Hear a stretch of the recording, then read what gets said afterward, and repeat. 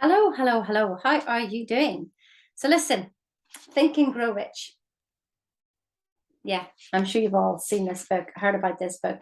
When I first read this book, look, and it's all small writing, and I consider myself pretty intelligent, but I just sort of take one look at this and I just go, oh my goodness.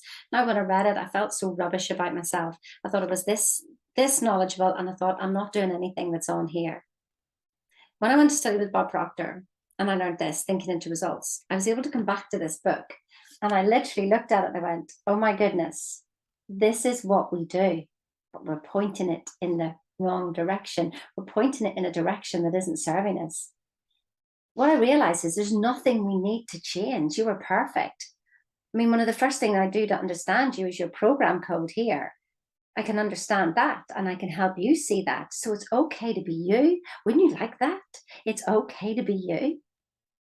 There's nothing you need to change. All this personal development stuff, it's all a blooming, tweak this, tweak that, tweak the other. No, you're absolutely perfect as you are. When you accept that and they can acknowledge yourself, then you work with yourself. You stop trying to copy everybody else, what everybody else is doing. So the great thing about thinking into results is it doesn't tell you what to think. It teaches you how to think so you can find out how you think and why you're so awesome. So let me take you through this book, Think and Grow Rich, yeah, and help you understand what's happening here. So the first one, it talks about desire. Well, the desire is passion. Now, what do we tend to be passionate about? We tend to be passionate about what we don't want. So here's an example. Like there was a beautiful sunset the other evening. Not a one noticed it. But there was a crash then at the bottom of the road. And then the WhatsApp group went mad and people had to go down and watch it and see what was going on. Then there was loads of talking, loads of energy put into the crash on a corner. Well, it happened the last time, and this is the second crash that's happened on this corner. And it's going to happen again. But why don't we just look at the sunset? Why weren't we passionate about the sunset? You see, the universe is creating from your desire, from your passion. What are you passionate about?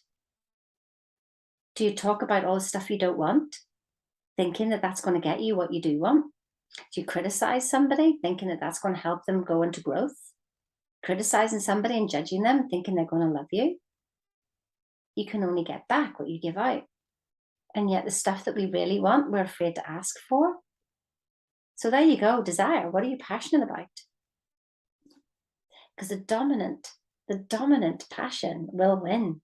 That tends to be what we don't want. We're so bloody good at drama, aren't we?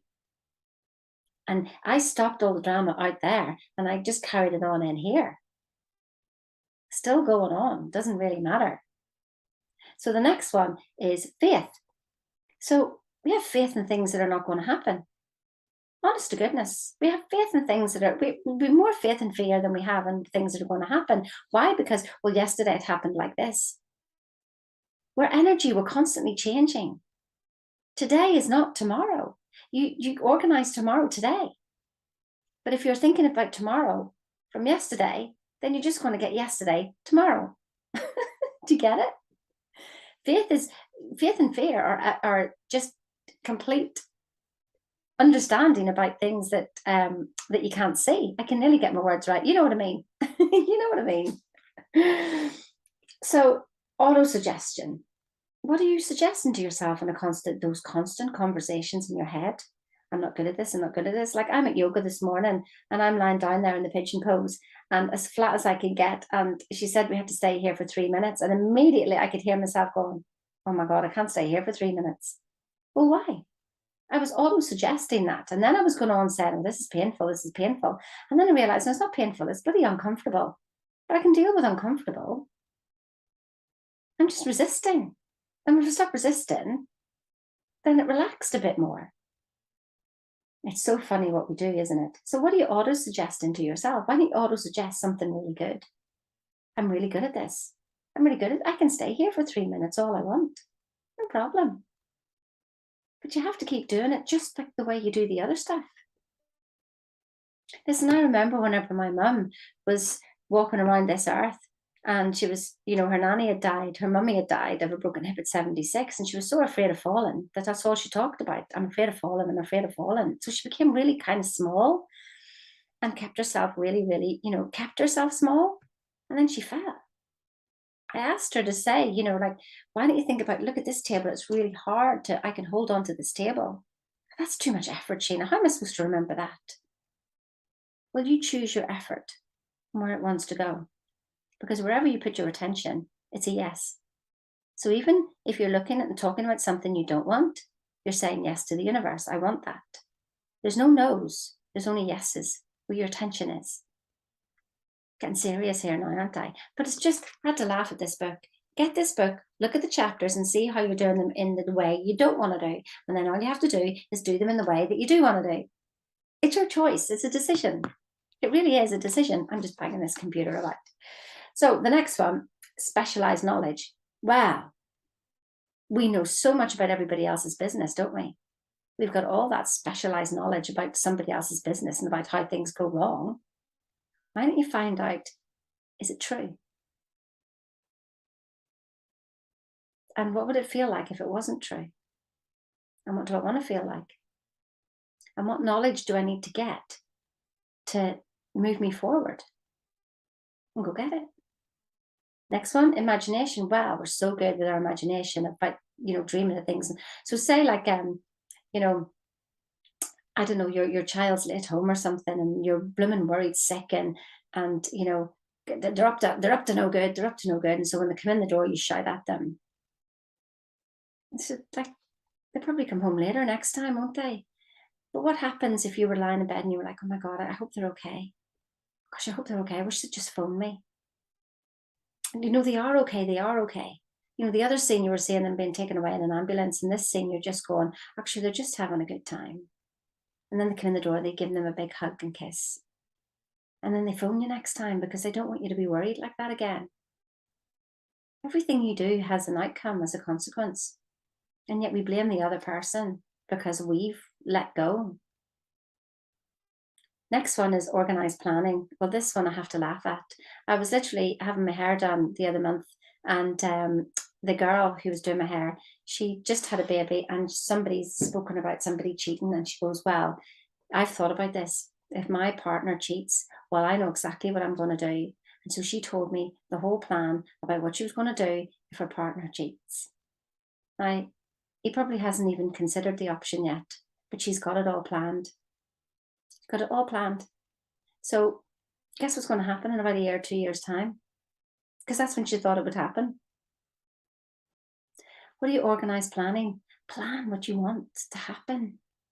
Plan what you want. Don't ever talk about what you don't want. You're just bringing more of it in. So listen, persistence. Wow. Persistently doing everything else in the direction that we don't want. Persistently talking about what we don't want. Talk about what you do want, that's all.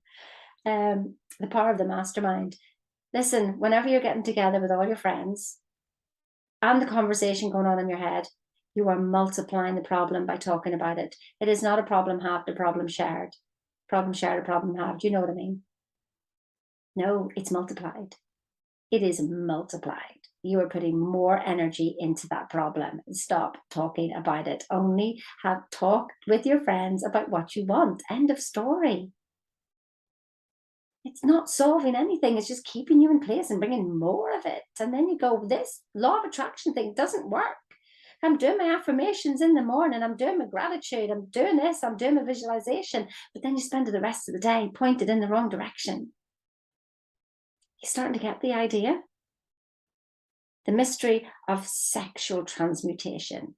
Well, think about whenever, I might be embarrassed about this, but never mind. Imagine if you're just going to climax, the passion that's in there, the focus, the intention.